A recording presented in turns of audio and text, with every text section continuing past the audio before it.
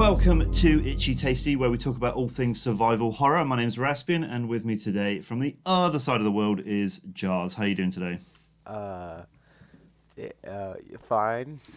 You sound far more tired than I am. Well, it is 4:32 a.m., but I woke up. For you, it is regular o'clock for me. Yes. So what has your morning been so far? Well, I woke up, I was like, what the fuck? And then I think I went back to sleep. Then I woke up again. And I Holy said, crap, what that's the the most fuck? boring story I've ever heard in my entire life. Oh, Okay. you want a better one? If you can, yes, please.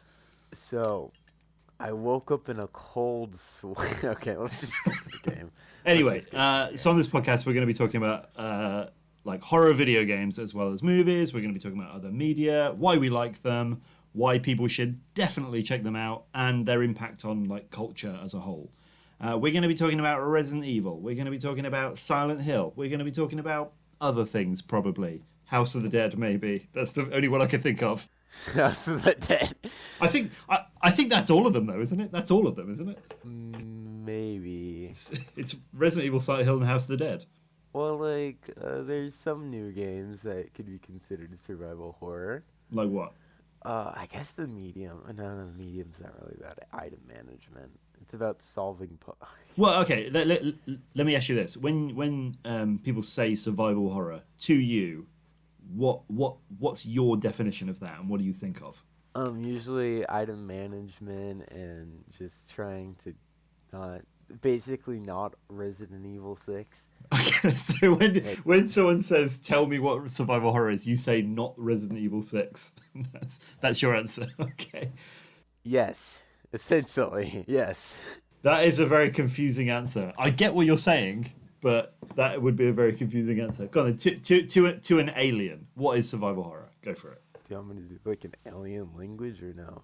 No, well, if you do it in English, that would probably be better for me. No. Survival horror is where you're trying to survive in a location, solve puzzles, item management, conquering your fears, maybe. I think my favorite there was surviving in a location. That is my favorite of your definition. Yeah. I'm pretty sure it said that on the box to the original Resident Evil. Try to survive this location. But I think you're totally right. I think it is like item management. Yes. I think it's an emphasis on like limited items. So like you barely get any ammo, you've barely got any health. Or in our Resident Evil 6's case. Yeah. We'll get to Resident Evil 6. Yes, that's in like 6 weeks. But the point is, Resident Evil as a franchise kind of is the survival horror franchise though, isn't it? Oh, yes. Yeah. It's iconic. Yeah. Better than Silent Hill. Is that what you were saying? I've put you in a corner here. I need you to answer right now. No, not particularly. I love them both equally, but let's just say my favorite child happens to have a murderous husband. It is the internet. You are allowed to like more than one thing. Yes, that is true. But anyway, because this is the first episode of this podcast, we are going to be talking about the OG, the granddaddy, the original Resident Evil for PlayStation 1. Now I played the hell out of this game on multiple different platforms throughout my life, but you have just played it through for the first time. Yeah. Can you give us an overview of like what that was like? The plot or just the game? I want to know your feelings having played a 35-year-old game. Not sure if that's the correct number. Wait, is that the correct number? It is like, it's 25. Wait. 25. I gave it 10 years, whatever. Okay. A really old game. What did you think of it? It's older than me, so I felt like I was talking to like my older brother. One. Oh, yeah. And two, it's a lot easier than the RE remake. So I was mainly using that for comparison, but that's not very valid. No, I think that's totally true, because I consider the RE remake one of the harder Resident Evil games, But our OG Resident Evil, I think, is a really good place for new players because it's super easy. Yes, except for the hunters. The hunters can fucking die. yeah. I swear to God. You had a real problem with hunters, didn't you? I did. I don't know why. I don't know how. But oh my God, I just hate them so much. So about halfway through the game, you return to the mansion, and the zombies are replaced by these kind of big green lizard things that can one-hit kill you. And Jarrs did really well against them, except that he constantly messaged me to say that he died again and again. I take it you were decapitated multiple times. I don't know. I think I might have just died. Which, Okay. Sometimes you just die. well, sometimes you're running around for like a good 2 hours and you run out of health items and you're looking for an ink ribbon to save your progress. And then when you're looking for one, a hunter comes out of nowhere and fucks you up, man. But I think we should start with your recommendation of, I want you to summarize what the game is about. Okay, so there's these three peoples, right? Wait. So wait, Three no. people. There's these two sick teams. There's Alpha Stars and Bravo Stars. Bravo Stars doesn't. You say it like it's like their surname. It's Alpha Stars and Bravo Stars of the Stars family. Anyway, carry on. Sorry. Bravo does not really matter because it's kind of there, except it's not. Because they're investigating some grisly murders in the Arclay Mountains. And like 24 hours after their helicopter disappears or whatnot, Alpha Team's like, hey. And they go over to check Bravo Team and they're like, oh shit, they're dead. Yeah, and there's like this guy with a bandana, I think his name's Joseph Frost, and he dies from like dogs. And probably the best part of the game. This is like a coma patient reciting a dream they had whilst they were under. And you were there, and you were there, and Joseph Frost was there. You're painting a really clear picture for me. Thank you. So like Joseph Frost dies, and also he lifts up like a. So he like lifts up like a decapitated hand. I don't think it's called decapitated. No, severed. Oh, severed. Yes. Severed hand, yeah. We're really good with words, and by we, I mean me. Yeah, I'm talking to 5 a.m. Jarrs, so this is what I signed up for. Oh, it's 4:40 a.m. Excuse you. 5 a.m. Jarrs is very different. Yes, he's much more lively. Anyways, back to You don't even remember what you were talking about, do you? And now they're all running, and then fucking the helicopter pilot for Alpha Team just leaves like a douche. That's a really funny part of the intro. Yeah, and then they just stop walking, even though there's dogs chasing them. That doesn't really mean anything to my plot review, but We still haven't even got to like the bit of the game that you play. Oh, shit. We know a lot about Joseph Frost, a clearly important character to this game. You put so much time into him, he must be important of some kind. I'm also gonna do Jill's campaign because Jill is superior in every way to Chris, and also because that's the one I played. If you want, I can give you the 2-sentence Wikipedia summary of the storyline. Yes, go ahead. This is the very short summary that they provided. A series of bizarre murders have occurred on the outskirts of Raccoon City with signs of cannibalism on the victims' remains. The Raccoon City Police Department's Special Tactics and Rescue Service, or the STARS family as you dubbed them, are assigned to investigate the murders. STARS is divided into 2 teams, Alpha and Bravo. Bravo team is sent in first, but after contact with them is lost, Alpha team is sent to investigate their disappearance. And that is where it ends. So it doesn't even mention the fact that the game's set in a mansion or that you fight zombies or anything like that. I think for once in my life, I actually did something better than someone. Than Johnny Wikipedia, yeah. So the STARS are like it's really weird what the STARS team are, to be honest. They're a heavily armed paramilitary group of detectives. Would you agree? That's a good summary of them? Star's Alpha Team is like the mystery gang from Scooby-Doo, but with guns. I find it really weird that they're all supposed to be like police detectives, but like Yeah, one of them that's is fine. the heavy weapons expert. One of them is the communications chief. Although the communications expert is just the only one that has a radio, which I find really funny. Like any messages you want sent, you have to go through Richard Aiken because Yeah. he's the one holding the radio. No, sexting would be quite hard. But then again, it was the 90s, so maybe having a radio was like a big deal.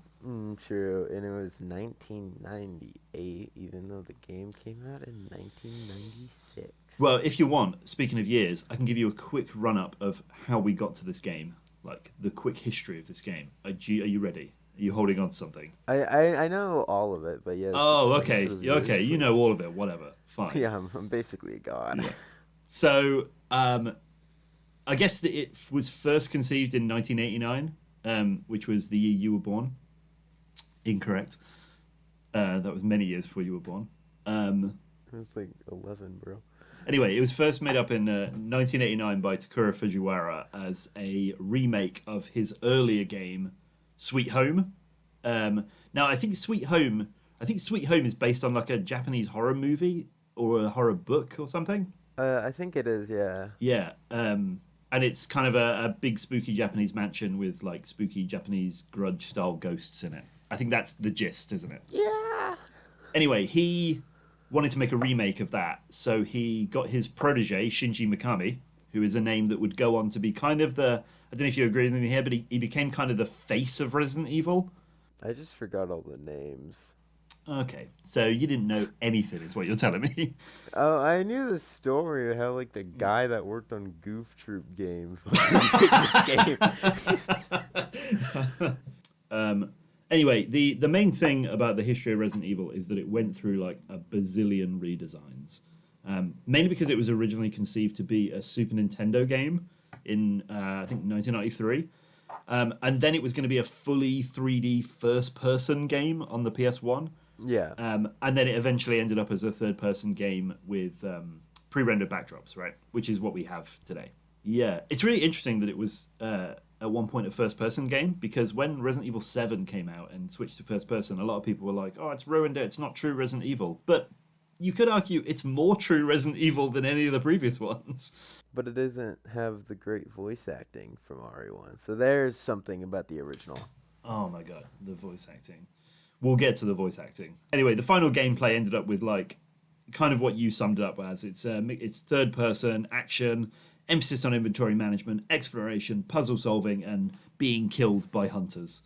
Using the pre-rendered backdrops, which by pre-rendered backdrops I mean instead of like creating 3D environments, they essentially just drew big JPEGs, just big colourful pictures, and your 3D model kind of just runs around in front of them. Yeah.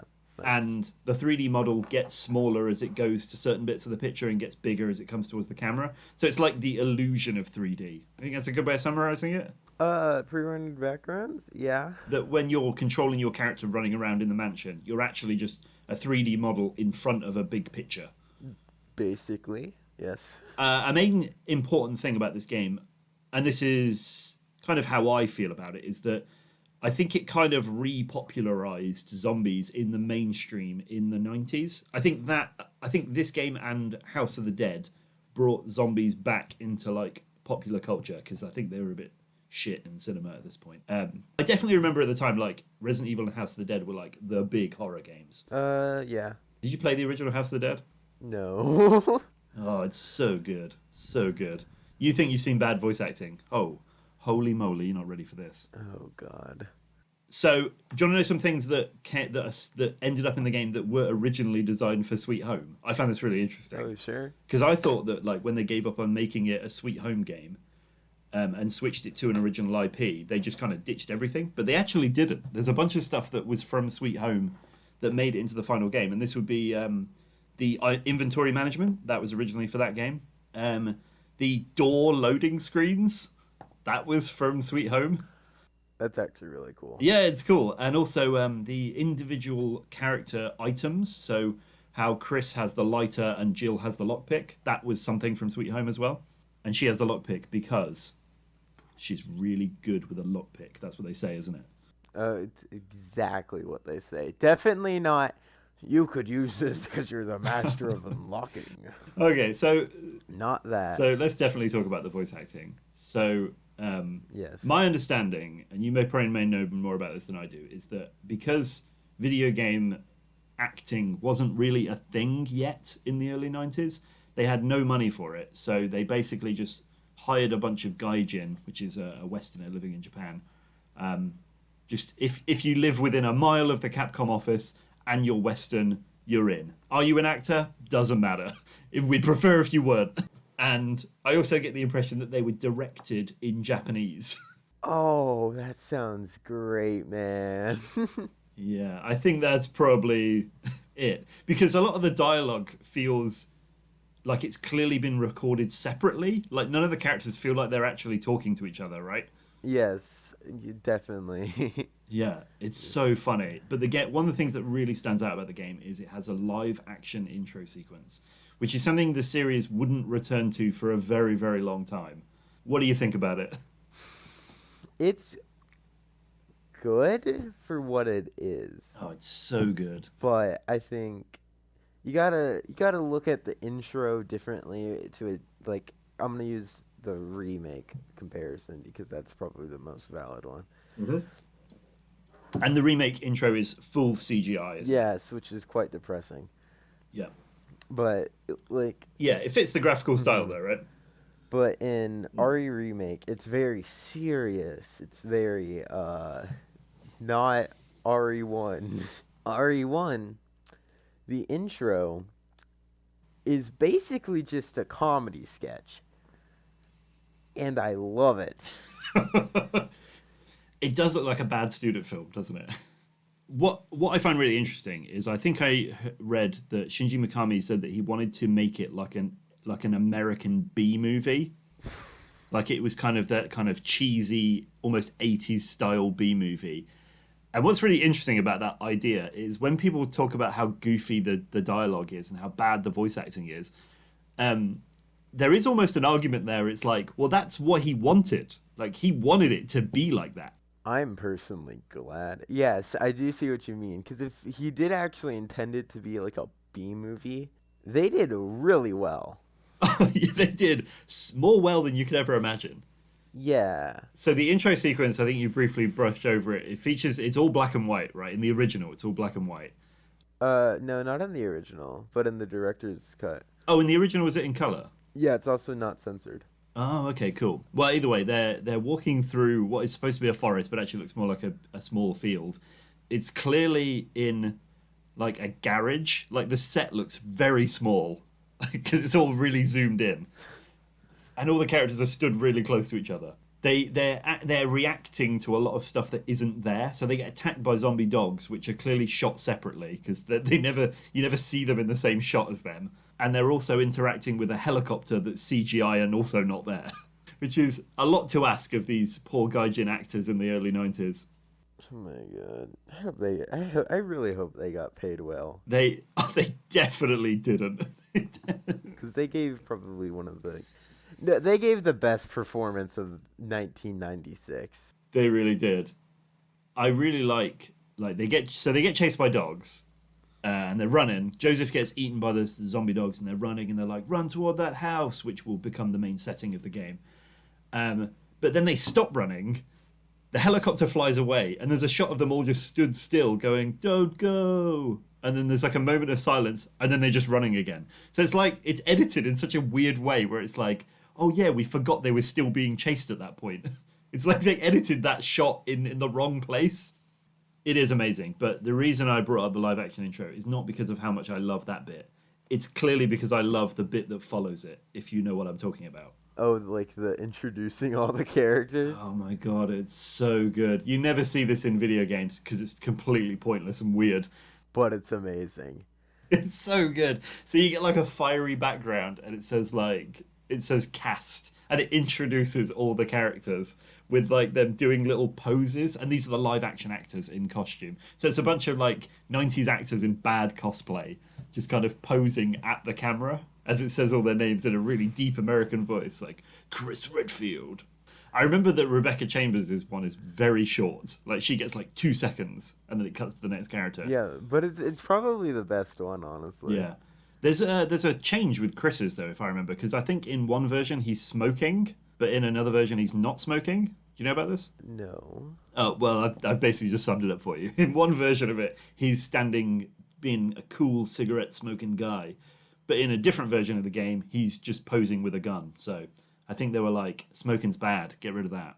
Yeah, smoking, I guess, is bad, so good on them, you know? Yeah, there you go. But yeah, so that's basically when the game starts. Now, the game itself is heavily inspired, I would say, by like George Romero zombie movies. Do you agree? Yeah. Yeah, I think that's a big inspiration, which is interesting considering that it originally started as a adaptation of a very Japanese horror property, but ended up being a Romero zombie movie, like Dawn of the Dead or Day of the Dead. Day of the Dead's the one where they teach the zombie to use a Walkman, right? God, the 80s were a wild time. That movie's so weird, isn't it? Yeah. That's where the zombie like salutes and stuff. It's so dumb. Oh my god, I need to rewatch them. Is that movie good? I don't remember it being good. I don't remember it, so I don't remember half the films. I remember enjoying Dawn of the Dead, but I think Day of the Dead I found really boring. Night of the Living Dead was... I know my favorite was Night of the Living Dead. Oh, yeah. But either way, big inspiration for this. And especially Night of the Living Dead because it's set in a big house and this is a big mansion filled with zombies. Mm-hmm. And the characters are smart. Yeah, that's true. Ish. Now, the one thing I read about this game that's quite interesting is one of the things that really stuck out to me when I was a kid, watching like my older brother play this because I was way too scared to play it, was that the characters look really good for the 90s, like the character models. They look noticeably good compared to other characters that are usually like just a collection of triangles. These guys look like a collection of slightly smoother triangles. And it's purely because they were able to free up so much memory from using the pre-rendered backdrops. Yeah. So that means that if they did make it in 3D, the game would have looked way, way worse. But pre-rendered backgrounds fit the game very well anyways, so... They do, yeah. Do you want to know some weird changes to the like design of the game that happened? Like some of the weird older concepts that I found? Yeah. It was definitely a much weirder game originally. So there were some changes to the characters. One of the characters was called Dewey, and he was going to be like an African-American guy, but he was supposed to be like the comic relief character, and he was going to be kind of like what's described as a gangster accent. Now, that sounds real bad. I don't know about you. It sounds bad for multiple reasons, but I'd probably laugh my ass off. Not because of the character's jokes, but just because of how shit it will be. Interestingly, they kept the name Dewey because the helicopter pilot of the Bravo team is called Edward Dewey. So I guess a part of him did survive. Ah, that's nice. Thank you, Dewey. Thanks, Dewey. You'll always be remembered. It's his hand, by the way, that they find severed. No, Dewey! The other big change was Barry Burton was originally not Barry Burton. Which is a real shame because he is a crowd favourite, isn't he? Yes, and he has a great name. He has a great name. He's got some of the greatest lines in that entire game, including the Jill Sandwich line, which I think a lot of people were upset that was changed in the remake. I'm glad it was, because I feel like... They made it kind of make sense. Like, you could have fit nicely into a sandwich. Yeah, that was a dead-on impression. That, to be fair, was pretty good. I really like that Barry spends 90% of the game researching in the dining room. Like he just, every time you bump into him, he's like, well, I'm going back to the dining room now. I need to carry on my investigation. Yeah, it's like probably one of the safest rooms. Yeah, I know. Get over it, Barry. We're done in the dining room. I solved the weird medallion puzzle. Oh. The crests. Oh, I don't want to get into that crest puzzle, because... What, you had a bad time with that? Not with the actual, like... Fine. It was just one medallion that caused me not to say I rage quit and proceeded to go around my apartment saying God is dead. Okay. I kind of went around my apartment saying God was dead. It happens. I think that's what Shinji Mikami was going for.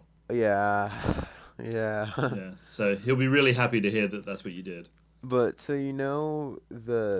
the room with all the paintings where you have to order them up to like young. Oh, where the paintings are like, this is a baby, this is an old man, and you have to press them in the right order, right? Yeah, that's a great Yeah. puzzle. Let me say that. Oh, real good puzzle. Yeah, It's awesome probably puzzle. one of the best of the game. It's weird that you get attacked by crows if you get it wrong. How did they train the crows to do that? Anyway, carry on. Long story short, I didn't read Yep. something in that room.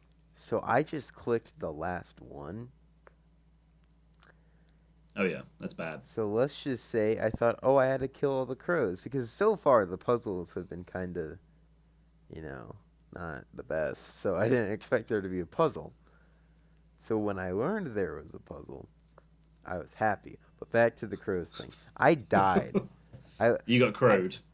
I got I swear I'm pretty good at Resident Evil, but Jesus Christ, those crows, The man. crows are bad. They killed Forrest. Oh yeah, they did. Yeah, it looked like he was eaten by a crow or something. Oh my god. Oh yeah, I didn't get that berry track sadly, That is one of the best Barry lines. but I just saw it by Um, myself and as Jill, and it was depressing. well, since as you've brought up a puzzle, I'll tell you my favorite puzzle from Resident Evil OG, which is the crest one, where you can get a key that's hidden in the dining room, but you have to replace the crest that's on the wall with a gold crest. But where do you get the gold crest? You ask. That's what you're asking, isn't it? How to get the gold? No. Well, that's what you. I could hear you were going to ask that. How could you tell? So you go into the bar room where there is a hidden door that contains the gold crest. But how do you open that hidden door? Playing a piano. Playing a piano, correct. This is probably one of the most famous puzzles, I think, in Resident Evil, which is that you play Moonlight Sonata, right? It's Moonlight Sonata, I think. Yeah. Yeah. I just love the idea that like Jill is, her teammates are dying all around her. They've got no chance of escape. There's monsters in every room, but she's still like, I'm gonna give this my all. I'm gonna I'm gonna play the hell out of this piano. And unknowing that it's even gonna do anything, she just plays it and then it happens to open a door.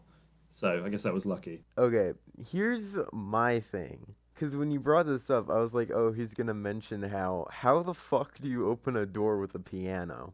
Didn't actually question that, bizarrely. Yeah, so I never questioned that. Because that's a famous puzzle in this game. Like, by Yeah. far. Probably the most famous in Yeah. OG Resident Evil. Yeah, I And think so.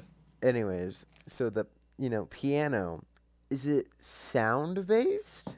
Well, you have to apply you have to remember that this mansion is built on 90s technology. So whatever it is probably not very good. Maybe it's like a talk boy that's hidden in the wall and That'd it be listens great. and it listens for Moonlight Sonata.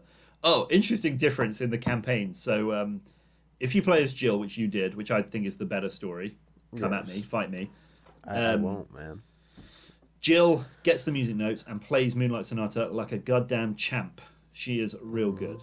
But when you're playing as Chris trying to do the same puzzle, have you seen what happens if you try and play as Chris? I know that Rebecca plays it, but no. That's right. So Chris can't play the piano because Chris can't do anything in this game. Yeah, Chris can't even handle chemicals. He can't handle chemicals. He can't play the piano. What is he good for? He can smoke in some versions. Um, so he has to get Rebecca, out of nowhere. his secondary character, to play the piano for him. But Rebecca isn't very good at playing the piano. I don't know if you remember this.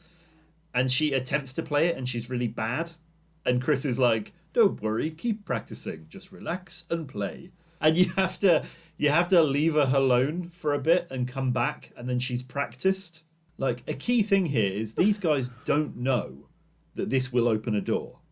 They are just playing the piano as best they can. Yeah, I love that Rebecca doesn't even question him. Like Chris is like, "Don't worry, just stay and practice." And Rebecca's like, "I mean, I could, but shouldn't we try and I don't know, get out of here, survive?" And he's like, "No, no, we're not leaving till you've got this right." I gotta respect them for their dedication to the piano, man. Honestly, yeah, he just wants Rebecca to be a better person. And I guess piano's important. we should actually talk about the difference in the two campaigns. I'll talk about that in a second, but I just want to bring us back to, I don't know if you remember, about 3 hours ago, I was talking about weird differences in the game, and I brought up Barry Burton, and then we started talking about Barry for a while. We got to the piano. Yeah. Okay, back to that. So, Barry Burton was originally a character called Gelzer, and he was a giant cyborg. Okay, I like Barry Burton more. Yeah, and he was supposed to be the big, strong man of the game.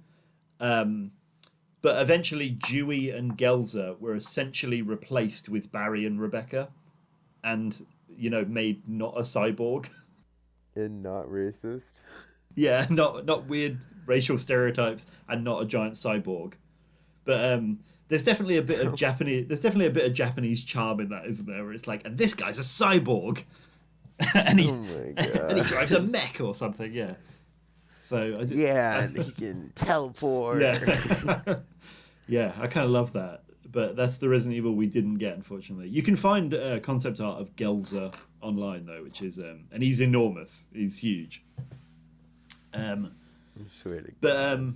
Wait, can we find one of Dewey? Of Dewey, I've never seen one, but I'm sure it exists. Because Edward Dewey is white Caucasian, so they obviously completely changed his character.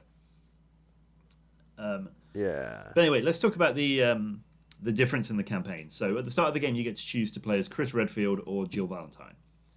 You played as Jill. Always do Jill, man. Always do Jill. So always, especially first playthroughs. I'll probably do a playthrough of Chris eventually one day. Yeah, I Never. think Chris's game is shorter, but it's the difference is marginal. People would often say that Chris is hard mode and Jill is easy mode. How would you feel about that? As someone who died a lot as Jill, I can confirm Jill is hard for me. I don't know about Chris, but Jill was really hard for me. Very challenging. It was challenging. You did not do well against hunters. Fucking assholes.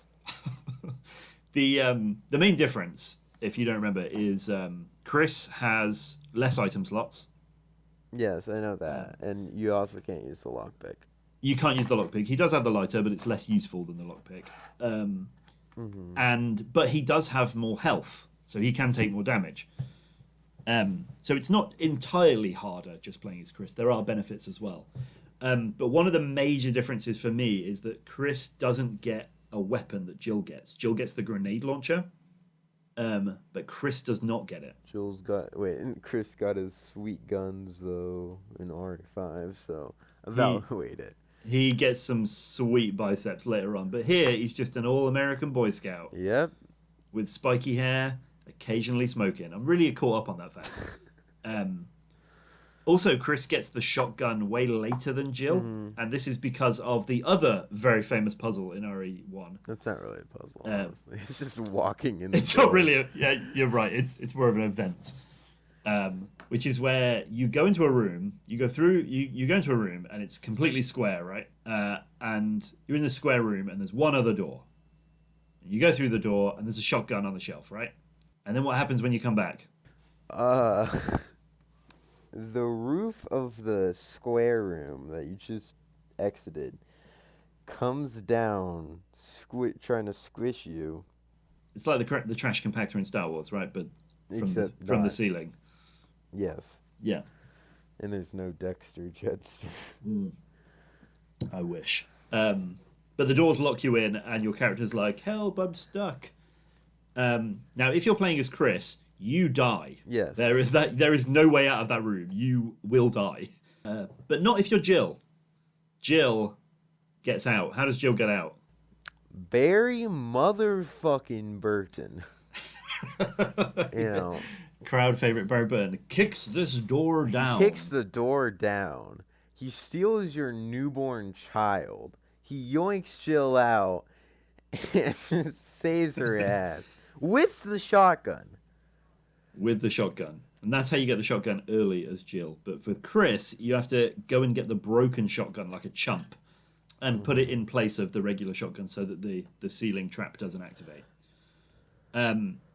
But I think we should talk Yeah. about the difference in like their companions, because Jill gets Barry for most of the game, whereas Chris gets Rebecca. Who do you prefer out of those two as your companion? Well, I love Barry, and also I like Rebecca. No, well, okay, they didn't really answer my question. But the reason I like Rebecca is because it's associated with you more. Oh, Rebecca's my favorite character. She's so Yeah, good. my I will say that she's kind of annoying in this game. yeah. Yeah. I'll agree with Yeah. you on that one. But I gotta go with Barry, man. Barry is so useful in this game and super cool. He's like your big jolly friend, isn't he? Mm-hmm. He's got a magnum. He shoots the first zombie for you 3 times. 3 times with a magnum. So Three he's not very good times. with a magnum. Well, no, I think he was good at it. He just needed to make sure Jill was protected, you know? Yeah, he meets Jill halfway through and gives her some ammo, but calls it a weapon, which is very confusing. Where he's like, "I found this weapon. It's really powerful." Especially against living things. Yeah, which I always love because it's like most of his weapons are clearly just good against, I don't know, wood, Rocks. rocks, Rocks. wood. I always thought about rocks. I Rocks, was like, yeah. yeah, Yeah, that's- you go shoot those rocks, baby. But this is one of those rare weapons that isn't good against rocks, but is good against living things. Yeah. Really? And he gives you the acid rounds, but it's not even a weapon; it's ammo. The weirdo. But anyway, Rebecca. Well, I guess you could throw it. So it does look Throw kind of it at hefty. him. But one thing I want to talk Yeah. about is that if you choose Jill, you start the game, and so in the intro sequence there are 4 characters running towards the mansion. It's Captain Wesker, Yes. Jill, Barry, and Chris. Very. But depending on who you choose, depends on who actually makes it to the mansion. So if you choose Jill, only Jill, Barry, and Wesker turn up, and Chris does not. And I think they even say, No worry. yeah, they even say that they're like, "What? We don't know what happened to Chris." And you later find Chris in the labs, and you can rescue him down there optionally. So I guess he went in a back door or something. Yeah, I mean, walking into the big grandiose mansion hall seems pretty, reliable. Yeah. I think in the book, in the novelization, I think he does enter a different way. The book actually makes a really good use of combining both of their campaigns at the same time. Like they happen at the same time, just they keep missing each other. That's kind of how the book works. Yeah. But so with Jill, you make it to the mansion, and Chris, you're with you're with Barry and Wesker, and Chris is gone. But if you play as Chris, you play as you reach the mansion, and it's Chris, Jill, and Wesker, and they don't know what happened to Barry instead. It's Barry that's gone.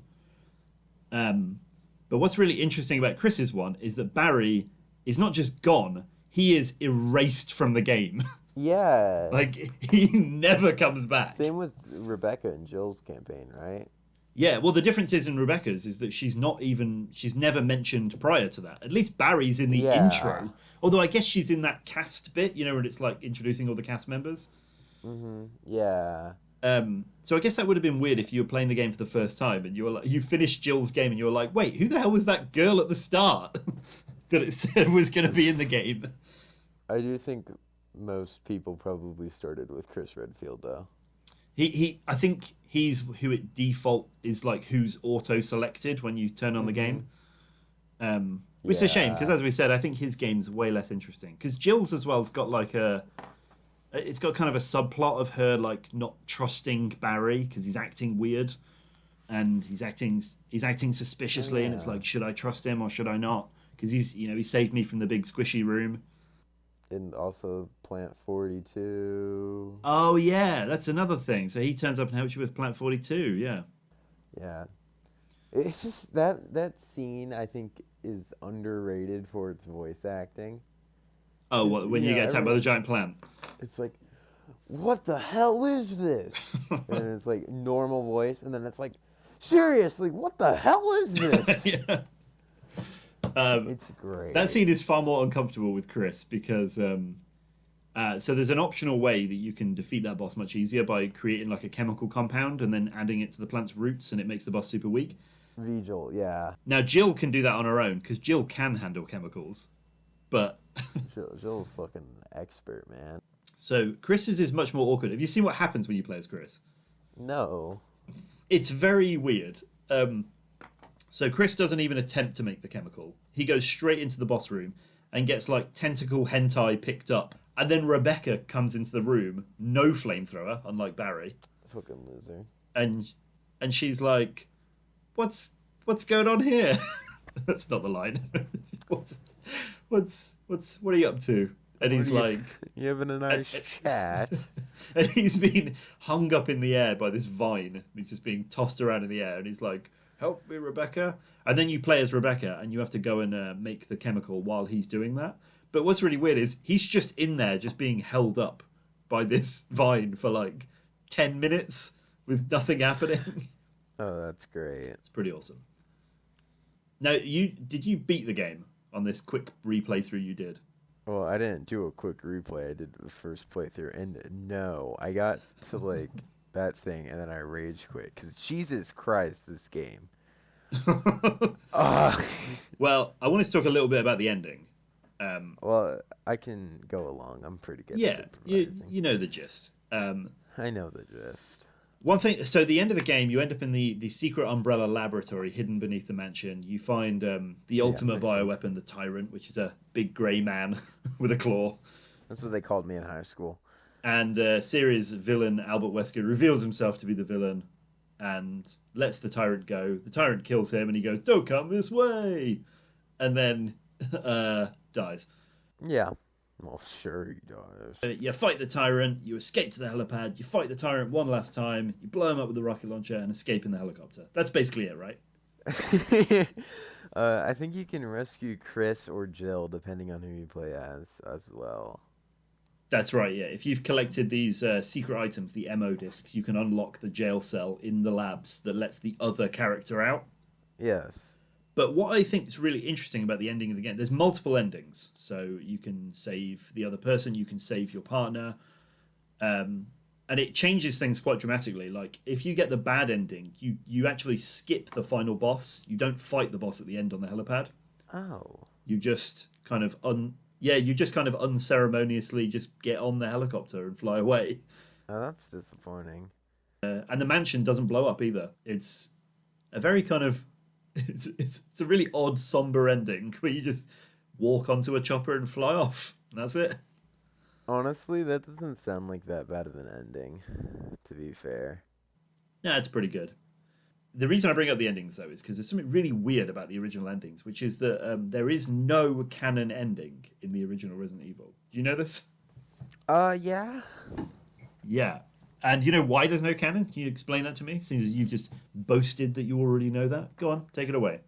Well, the reason there's no canon ending is because this was an original IP and they needed to like have an ambiguous ending so that if the game did well, they could make more sequels. Yeah, you're totally right. They had no plans to make this a series, right? They didn't know if it was going to be any good. But the way that I mean that there's no canon ending is that canonically, later on, because Resident Evil is a huge franchise now, spanning hundreds of thousands of games, and that's not even exaggerating. It's true. Yeah, I've played a solid million of them. I still got a few million to go. But anyway, it's not just a franchise, but it's a timeline, a big, long, intricate story of different characters and different events over the years. And canonically, all five of the main characters of Resident Evil, Chris, Jill, Wesker, Barry, and Rebecca, all survive the first game because they come back in later stuff. Yeah. Like Barry's in a later game, Jill's in later games, Chris in later games, Wesker's in later games. Rebecca's not in later games, but she is in a later movie. Oh, and she's also in like a musical, I think. Oh, it is what, the stage musical? It's canon. Oh my it's God. canon. I say it's canon. That's the true canon for me. Voices of Gaia was canon. I don't think has Rebecca in it, but there's a one with Rebecca, and that was canon. I think it was just a stage production, though. But yeah, but the point is, all those characters survive, but there is no ending where all of those characters survive, because if you play as Chris and you get the best ending, you save Jill and Rebecca, but Barry just never turns up. He doesn't exist in that game, and it's the same with Jill, but with Rebecca, she just never saves Rebecca. Poor Rebecca. The endings are live action as well, by the way, so you missed out on some live action endings. Yeah, sadly. Do you want to know some? I suppose the other thing we should talk about very briefly is the name Resident Evil, because this was a weird thing in this game, right? The name? Well, that it wasn't originally called Resident Evil. No, it's called Biohazard in Japan. Correct, yeah. Do you know why it wasn't called Biohazard in the West? No. I can give you but 2 reasons. Ooh. So they brought it over to the West, and there was a 1992 video game called Biohazard Battle, which sounds very bad. Can I get it? There was also a New York metal band called Biohazard that were already using the name. How do you feel about that? A New York metal band named Biohazard in Biohazard Battle. Actually, I've read that wrong. New York alternative metal band. Oh, how dare you! How dare I? That's a whole different story now, isn't it? Oh yes, now I was originally pissed off, but now I'm fine. Alternative metal, I can die peacefully. Anyway, to avoid any kind of legal things, they were like, we don't want to get sued by this crappy 90s game or this alternative metal band from New York. Capcom ran an internal competition for people to pick a name. I would have loved to have heard some of the other names. Scary Mansion. Big Scary Zombie House. Barry Burton and the Scary Mansion. Barry Burton in the Scare Squad. But anyway, somebody recommended Resident Evil, and apparently the higher-ups at Capcom hated the name, but the marketing team loved it. I could see how it could be very marketable, judging how it is. Yeah. But what's weird is it doesn't make sense, like, grammatically. Yeah. Because I get that it's residence because it's set in a mansion and it's filled with zombies, so it's evil. But surely you would say evil residence. Do you know what I mean? It's the evil residence. But Resident Evil sounds cooler. Resident Evil doesn't. You don't say that when you're like answering the phone or anything. You don't say resident of whatever house. Yeah. Yeah. This feels like something that only bothers me, but it does bother me. I can get it. I can get bothered by it on some level. I used to be like I'm not gonna say. A very into grammar and would correct people. But I moved out of that. I would like to say I matured, but I might have dematured. So you're okay with the phrase Resident Evil? Yes. But it is confusing. It is oddly confusing, and clearly, like I don't know if it's written that way on purpose or whether it's a matter of that, maybe English wasn't their first language, but either way, it seems to have stuck, and it's a very recognizable name now, even though it doesn't quite make sense grammatically. Oh, yeah. Do you know where Raccoon City is, by the way? I think it's near New York. I think it's like supposed to be a parallel. Well, it's described in the game as a Midwestern town. Okay. But I'm English, so I don't entirely really know what that means. It means they wear plaid. It means they wear plaid. All right, okay. Yes. All right, okay, that makes sense. I don't think anyone in that game... Oh, no, Bob Kendo in the new one is wearing plaid, right? So there you go. You did it. I fucking did it. The reason I ask you is because in the games it never says where Raccoon City is. It just says it's a Midwestern town. But in the novels, which aren't canon, they do say that it's in Pennsylvania. Oh, maybe they're eating hoagies. Is that a Pennsylvania thing? I think so. Because the only thing I know of Raccoon City is they eat Moon's Donuts. Yeah, that's basically it. And Jill is a big fan of Moon's Donuts because she got a fridge magnet of them. God. Do you know there was a co-op version of this game that was originally supposed to be put in the game?